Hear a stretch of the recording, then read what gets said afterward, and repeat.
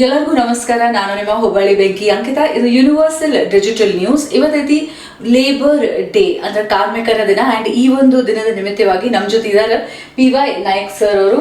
And ಇವರಿದ್ದಾರೆ ಮುಖ್ಯ ಕಾರ್ಮಿಕ ಹಾಗೂ ಕಲ್ಯಾಣ ಅಧಿಕಾರಿ NWKRTC. ನಮ್ಮ ಯೂನಿವರ್ಸಲ್ ಡಿಜಿಟಲ್ ನ್ಯೂಸ್ಗೆ ಸ್ವಾಗತ ಸರ್. ನಮಸ್ತೆ ಮೇಡಮ್. ಸೊ ಈ ಒಂದು ಕಾರ್ಮಿಕರ ದಿನ ಅಂತಂದ್ಮೇಲೆ ಎಲ್ಲರೂ ಜಸ್ಟ್ ಒಂದು ಹಾಲಿಡೇ ಅಂತ ಹೇಳಿ ಮಾತ್ರ ಕನ್ಸಿಡರ್ ಮಾಡ್ತಾರೆ. ಬಟ್ ಈ ಒಂದು ದಿನದ ಪ್ರಾಮುಖ್ಯ ಏನು ಮೇಡಮ್? ಯಾವುದೇ ಒಂದು ಸಂಸ್ಥೆ ಅದು ಅಭಿವೃದ್ಧಿ ಆಗಬೇಕಾದ್ರೆ ಉತ್ತಮ ಕಾರ್ಮಿಕರಿಗೆ ಬೇಕಾದ ಸೌಲಭ್ಯಗಳನ್ನು ನಾವು ಒದಗಿಸಿಕೊಟ್ರೆ ಆ ಸಂಸ್ಥೆ ಉತ್ತಮ ರೀತಿಯಲ್ಲಿ ಬೆಳೀತದೆ. ಸೊ ಕಾರ್ಮಿಕರು ನಮ್ಮ ಮಾನವ ಸಂಪನ್ಮೂಲ, ಬಹಳ ಮಹತ್ವದ್ದು. ಅವ್ರನ್ನ ಉತ್ತಮ ರೀತಿಯಲ್ಲಿ ಎಲ್ಲ ರೀತಿಯ ಕಾರ್ಮಿಕ ಕಲ್ಯಾಣ ಕೆಲಸಗಳನ್ನು ಮಾಡಿದಲ್ಲಿ ಅದು ಸಾಧ್ಯ ಆಗ್ತದೆ. ಹಾಗಾಗಿ ಕಾರ್ಮಿಕ ಕಲ್ಯಾಣ ದಿನ ಅಂತ ನಾವು ಇದು ಹಿಂದೆ ಅನೇಕ ಮಹನೀಯರು ಇದಕ್ಕೋಸ್ಕರ ಹೋರಾಡಿದ್ದಾರೆ. ಅಂದರೆ ಅವರಿಗೆ ಸರಿಯಾದ ಸಮಯ, ಸರಿಯಾದ ವೇತನ, ಅವರಿಗೆ ದೊರೆಯಬೇಕಾದಂಥ ಮೂಲಭೂತ ಸೌಲಭ್ಯಗಳು ಇಂಥವೆಲ್ಲ ದೊರಕಿಸ್ಕೊಡ್ಲಿಕ್ಕೆ ಪ್ರಯತ್ನ ಪಟ್ಟಿದ್ದಕ್ಕೆ ಹಿಂದೆ ಭಾಳಷ್ಟು ಕಾರ್ಮಿಕರಿಗೆ ಅನೇಕ ತೊಂದರೆಗಳಿದ್ದು. ಅವರಿಗೆ ಅನ್ಲಿಮಿಟೆಡ್ ದುಡಿಸ್ಕೊಳ್ತಿದ್ರು, ತುಂಬ ಕಡಿಮೆ, ಒಂಥರ ಗುಲಾಮ್ ರೀತಿಯಲ್ಲಿ ನೋಡ್ತಿದ್ರು. ಸೊ ಅಂತಹ ಸಮಯದಲ್ಲಿ ಅವ್ರನ್ನ ಹೋರಾಡಿ ವಿಮೋಚನೆ ಮಾಡಿ ಅವರಿಗೆ ಒಂದು ಮೂಲಭೂತ ಸೌಲಭ್ಯಗಳನ್ನ ದೊರೆಸಿ ಉತ್ತಮ ವೇತನ ಕೊಟ್ಟಂಥ ದಿನವನ್ನು ಇವತ್ತು ನಾಳೆ ಅವರಿಗೋಸ್ಕರನೇ ಒಂದು ಕಾರ್ಮಿಕ ದಿನಾಚರಣೆ ಅಂತ May 1ಕ್ಕೆ ಆಚರಣೆ ಮಾಡ್ತಾ ಇದ್ದಾರೆ. ನಾಳೆ ಎಲ್ಲರಿಗೂ ಒಂದು ರಜೆನೆ ಘೋಷಣೆ ಮಾಡಿರ್ತಾರೆ. ಆದರೆ ನಮ್ಮ ಸಂಸ್ಥೆಯಲ್ಲಿ ಚಾಲಕ ನಿರ್ವಾಹಕರಿಗೆ ತಾಂತ್ರಿಕ ಸಿಬ್ಬಂದಿಗಳಂತೂ 24 ತಾಸು ಇರಲೇಬೇಕು. ಕೆಲವು ವರ್ಕ್ಶಾಪ್ಗಳನ್ನು ಮತ್ತು ಕಚೇರಿಗಳನ್ನು ಮಾತ್ರ ನಾಳೆ ರಜೆ ಘೋಷಣೆ ಮಾಡಿರ್ತೀವಿ. ಅವ್ರಿಗೂ ರಜೆ ಕೊಟ್ಟಿರ್ತೇವೆ, ಬಟ್ ಕೆಲಸ ಮಾಡೋರಿಗೆ ಅವರಿಗೆ ಡಬಲ್ ವೇಜಸ್ ಅಂತ ಕೊಡ್ತೇವೆ. ಸೊ ಬೇಸಿಕಲಿ ಈ ಒಂದು ದಿನ ವರ್ಕ್ ಮಾಡಿದವರಿಗೆ double wages like compensation. Yes. So ಈ ಒಂದು ಕಾರ್ಮಿಕರು ಅಂತ ಹೇಳಿ ಬಂದಾಗ ಅಥವಾ ಲೇಬರ್ಸ್ ಅಂತ ಹೇಳಿ ಬಂದಾಗ ಇದು ಪರ್ಟಿಕ್ಯುಲರ್ಲಿ ಕೆಲವೊಂದು ಲಾಸ್ ಅಂತ ಹೇಳಿ ಇರ್ತಾವ. ಸೊ ಈ ಲಾಸ್ ಫಾಲೋ ಆಗ್ಲಿಗತ್ತಾವೋ ಇಲ್ಲೋ, ಇದನ್ನ ಯಾವ ರೀತಿ ಚೆಕ್ ಮಾಡ್ತೀರಿ ಅಥವಾ how does that? Definitely madam. ಈಗ ನಮ್ಮಲ್ಲಿ 3 ಕ್ಯಾಟಗರಿ ಮೇನ್ ಕಾಯ್ದೆಗಳಿದ್ದಾವೆ.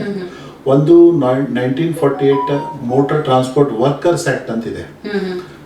ಅದರ ಮೂಲಕನೇ ಅಂದ್ರೆ ನಮ್ಮಲ್ಲಿ ಚಾಲಕ ಮತ್ತು ನಿರ್ವಾಹಕ ಇವರು ರಸ್ತೆ ಮೇಲೆ ಕೆಲಸ ಮಾಡುವಂಥವ್ರಿಗೆ ಅವರಿಗೆ MTW ಆಕ್ಟ್ ಅಂತ ಇರ್ತದೆ. ಆ MTW ಆಕ್ಟ್ ಅಲ್ಲಿ ನಮ್ಗೆ ರೂಲ್ಸ್ಗಳಿದಾವೆ.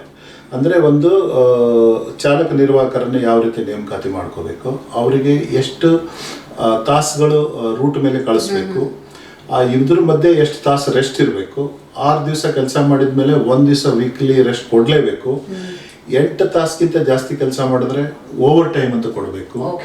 ಸೊ ನಾವೊಂದು ಫಾರಂ 4 ಅಂತ ಮಾಡ್ತೇವೆ. ಫಾರಂ 4 ನಾವು MTW ಆಕ್ಟ್ ಪ್ರಕಾರನೇ ಅಲ್ಲಿಗೆ ಎಲ್ಲ ಗೈಡ್ಲೈನ್ಸ್ ಇರ್ತವೆ. ಹೀಗೆ ಈ ಮಧ್ಯರಾತ್ರಿ 12 ಗಂಟೆಗೆ ಸ್ಟಾರ್ಟ್ ಮಾಡಬೇಕು, ಅದು ನೆಕ್ಸ್ಟ್ ನೈಟ್ ವರೆಗೆ ಅದು ಕಂಟಿನ್ಯೂ ಡೇ ಅಂತ ಅದರಲ್ಲೆಲ್ಲ ಟೈಮಿಂಗ್ ಬಗ್ಗೆ ಇದೆ. ಜೊತೆಗೆ ಇದರಲ್ಲಿ ಅವರಿಗೆ ಸ್ಪೆಸಿಲಿಟಿ ಇದೆ, ವೆಲ್ಫೇರ್ ಅಂತ ಹೇಳಿ ಸ್ಪೆಷಾಲಿಟೀಸ್ ಇದೆ. ಅವರಿಗೆ ಕ್ಯಾಂಟೀನ್ ಸೌಲಭ್ಯ ಕೊಡಬೇಕು, ಸಮವಸ್ತ್ರ ಕೊಡಬೇಕು, ಅವರಿಗೆ ರೆಸ್ಟ್ ರೂಮ್ ಅವೈಲೇಬಲ್ ಮಾಡಿಕೊಡ್ಬೇಕು, ಕಂಪಲ್ಸರಿ ಬೇಸಿಕ್ ಕಮ್ಯುನಿಟಿ ಕೊಡಬೇಕು. ಎಲ್ಲ ಆಕ್ಟ್ ಅಲ್ಲಿ ಹೇಳ್ತಾರೆ. ಆ ಆಕ್ಟ್ ಪ್ರಕಾರನೇ ನಾವು ಸಂಸ್ಥೆಯಲ್ಲಿ ಜಾರಿ ಮಾಡ್ತಿರ್ತೇವೆ. ಇನ್ನೊಂದು 1948 ಫ್ಯಾಕ್ಟ್ರೀಸ್ ಆಕ್ಟ್ ಅಂತಿದೆ. ಫ್ಯಾಕ್ಟ್ರಿ ನಮ್ಮಲ್ಲಿ ನಮ್ಮ ಬಸ್ಗಳು ಏನು ಹೊರಗಡೆ ಹೋಗಿ ಬರ್ತದೆ ರಿಪೇರ್ಸ್ ಅಂತೇಳಿ ನಮ್ಮಲ್ಲಿ ಒಂದು ವರ್ಕ್ಶಾಪ್ ಇರುತ್ತೆ. ಆ ವರ್ಕ್ಶಾಪ್ ಅಲ್ಲಿ ಕೂಡ ನಾವು ಫ್ಯಾಕ್ಟ್ರಿ ಆಕ್ಟ್ ಪ್ರಕಾರನೇ ನಾವು ಎಸ್ಟಾಬ್ಲಿಷ್ ಮಾಡಿರ್ತೇವೆ. ಅವ್ರ ಕಡೆನೇ ಒಂದು ಲೈಸೆನ್ಸ್ ತಗೊಂಡ್ಬಿಟ್ಟು ಅವರಿಗೆ ನಾವು ಯಾವ್ಯಾವ ಫಾರ್ಮ್ ಅಲ್ಲಿ ಏನೇನು ಇನ್ಫಾರ್ಮೇಶನ್ ಕೊಡಬೇಕು, ಇಯರ್ಲಿ ಹಾಫ್ ಇಯರ್ಲಿ ಕೊಡ್ತೇವೆ. ಜೊತೆಗೆ ಅದರಲ್ಲೂ ಕೂಡ ನಮ್ಮ ಮೆಕ್ಯಾನಿಕ್ಸ್ಗೆ 8 ತಾಸಿಂದೇ ಮಾತ್ರ ಕೊಡ್ಬೇಕು. 8 ತಾಸಿನ ನೌಕರಿ ಮಾತ್ರ ಕೊಡ್ಬೇಕು, ಮಾಡಕ್ ಬರೋದೇ ಇಲ್ಲ. ಅಕಸ್ಮಾತ್ ಮಾಡ್ಕೊಂಡ್ರೆ ಅದಕ್ಕೆ ನಾವು ಓವರ್ ಟೈಮ್ ಎಕ್ಸ್ಟ್ರಾ ಟೈಮ್ ಕೊಡ್ಬೇಕಾಗತ್ತೆ. ಅದರಲ್ಲೂ ಕೂಡ ಸೇಮ್ ಬೇಸಿಕ್ ಕಮ್ಯುನಿಟೀಸು ಅವರಿಗೆ ಏನೇನು ಸ್ಪೆಸಿಲಿಟಿ ಕೊಡಬೇಕು ಎಲ್ಲ ರೀತಿಯಲ್ಲೂ ಆ ಆಕ್ಟ್ ಪ್ರಕಾರನೇ ಪ್ರೊವೈಡ್ ಮಾಡಿರ್ತೇವೆ. ಬಿಲ್ಡಿಂಗ್ ಯಾವ ರೀತಿ ಸ್ಪೆಸಿಫಿಕೇಶನ್ ಇರಬೇಕು, ವರ್ಕ್ಶಾಪಲ್ಲಿ ಯಾವ ರೀತಿ, ಮಿಷನರಿಗೆ ಎಷ್ಟು ಜಾಗ ಇರಬೇಕು, ಎಂಪ್ಲಾಯೀಸ್ಗೆ ಮಾಡಲಿಕ್ಕೆ ಯಾವ ರೀತಿ ಜಾಗ ಎಷ್ಟಿರಬೇಕು, ಪ್ರತಿಯೊಂದು ಆಕ್ಟ್ ಅಲ್ಲಿ ಸ್ಪೆಸಿಫೈ ಇರ್ತದೆ. ಆ ಆಕ್ಟ್ ಪ್ರಕಾರನೇ ಫಾಲೋ ಮಾಡುತ್ತೇವೆ. ಉದಾಹರಣೆ ಒಂದು ಫಸ್ಟ್ ಏಡ್ ಬಾಕ್ಸ್ ಅಂತ ಇರುತ್ತೆ.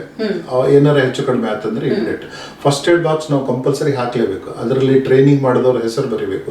ಈ ರೀತಿ ಆಕ್ಟ್ ಅಲ್ಲಿ ಪ್ರತಿಯೊಂದು ಸ್ಪೆಸಿಫಿಕ್. ಸೊ ಆಕ್ಟ್ ಅಂತೂ ಉಲ್ಲಂಘನೆ ಮಾಡಿದ್ರೆ ಕನ್ಸರ್ನ್ ಅಥಾರಿಟಿ ಅವರು ಆಕ್ಷನ್ ತಗೊಳ್ತಾರೆ. ಆ ರೀತಿ. ಸೊ ಇನ್ನೊಂದು ಸಾಫ್ಟ್ ಎಸ್ಟಾಬ್ಲಿಷ್ಮೆಂಟ್ ಆಕ್ಟ್ ಅಂತಿದೆ.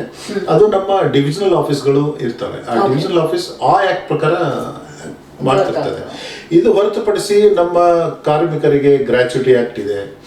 ರಿಟೈರ್ ಆದ್ಮೇಲೆ ಅವರಿಗೆ ಎಷ್ಟು ಸರ್ವಿಸ್ ಆಗಿರುತ್ತೆ ಅದ್ರ ಮೇಲೆ ಅವರಿಗೆ ಒಂದು ಸೋಷಲ್ ಅನುದಾನ ಟೈಪ್ ಅವರಿಗೆ ಕೊಡ್ತೇವೆ. ಸುಮಾರು 15 ಲಕ್ಷದಿಂದ 25 ಲಕ್ಷ ಅವರಿಗೆ ಸಂಸ್ಥೆ ಕೊಡ್ತದೆ. PF ಆಕ್ಟ್ ಅಂತಿದೆ, ಪ್ರಾವಿಡೆಂಟ್ ಫಂಡ್ ಆಕ್ಟ್. ಅದ್ರ ಪ್ರಕಾರ 12% ಎಂಪ್ಲಾಯೀಸ್ ಕಟ್ ಮಾಡಿ 12% ಸಂಸ್ಥೆಯವ್ರು ಕೊಡ್ತೇವೆ. ಜೊತೆಗೆ 8.33% ಪೆನ್ಷನ್ ಹೋಗ್ತದೆ. ಪೆನ್ಷನ್ ಆಕ್ಟ್ ಅಂತ ಇರ್ತದೆ. ಪ್ಲಸ್ ಆಮೇಲೆ ಸೋಷಿಯಲ್ ಸೆಕ್ಯೂರಿಟಿ ಆಕ್ಟ್ಸ್ ಅಂದ್ರೆ ವರ್ಕ್ಮೆನ್ ಕಾಂಪನ್ಸೇಷನ್ ಆಕ್ಟ್ ಅಂತಿದೆ. ಸೊ ನಮ್ಮ ಎಂಪ್ಲಾಯ್ ಯಾವಾಗಲೂ ತೊಂದರೆಯಲ್ಲಿ ಕೆಲಸ ಮಾಡ್ತಿರ್ತಾನೆ, ಯಾವಾಗಲೂ ಬಸ್ಸಲ್ಲಿ ಹೋಗ್ತಿರ್ತಾರೆ. ಸೊ ಈ ಆಕ್ಸಿಡೆಂಟಲ್ಲಿ ಏನಾದ್ರು ಆಯ್ತು, ಅವ್ರಿಗೆ ಎಂಥಾರು ತೊಂದರೆ ಆಯಿತು, ತೀರ್ಕೊಂಡ್ರು, ಅವ್ರಿಗೆ ವರ್ಕ್ಮೆನ್ ಕಾಂಪನ್ಸೇಷನ್ ಆಕ್ಟ್ ಪ್ರಕಾರ ಅವರಿಗೆ ಪರಿಹಾರ ಕೊಡ್ತೇವೆ. ಕೈ ಕಾಲು ಏನಾದ್ರು ಊನ ಆತಂದ್ರೆ ಅದ್ರ ಪ್ರಕಾರ ಎಷ್ಟು % ಕೊಟ್ಬಿಟ್ಟು ಅದು ಆಕ್ಟ್ ಪ್ರಕಾರನೇ ಕೊಡ್ತೇವೆ. ಈ ರೀತಿ ಅನೇಕ ಆಕ್ಟ್ಗಳು ನಮ್ಮಲ್ಲಿ ಬಹಳಷ್ಟು ಆಕ್ಟ್. ಮತ್ತೆ ಪೊಲ್ಯೂಷನ್ ಕಂಟ್ರೋಲ್ ಇವರಿಂದ ಪೊಲ್ಯೂಷನ್ ಆಕ್ಟ್ ಒಂದಿದೆ, ಏರ್ ಆಕ್ಟ್ ಇದೆ. ಇವೆಲ್ಲ ಅವ್ರ ಸ್ಟ್ಯಾಂಡರ್ಡ್ ಇದೆ. ನಾವು ವೇಸ್ಟ್ ವಾಟರ್ನ ಯಾವ ರೀತಿ ಯೂಸ್ ಮಾಡಿ ಮತ್ತೆ ರೀಬಳಕೆ ಮಾಡ್ಕೋಬೇಕು, ಮತ್ತೆ ಏರ್ ಪೊಲ್ಯೂಷನ್ ಯಾವ ರೀತಿ ಕಂಟ್ರೋಲ್ ಮಾಡಬೇಕು, ಎಷ್ಟು ಹೈಟ್, ಇವೆಲ್ಲ ಆಕ್ಟ್ಗಳು ಪ್ರತಿಯೊಂದು ಆಕ್ಟ್ ಪ್ರಕಾರನೇ ಸಂಸ್ಥೆಯಲ್ಲಿ ನಡೆಯುತ್ತೆ.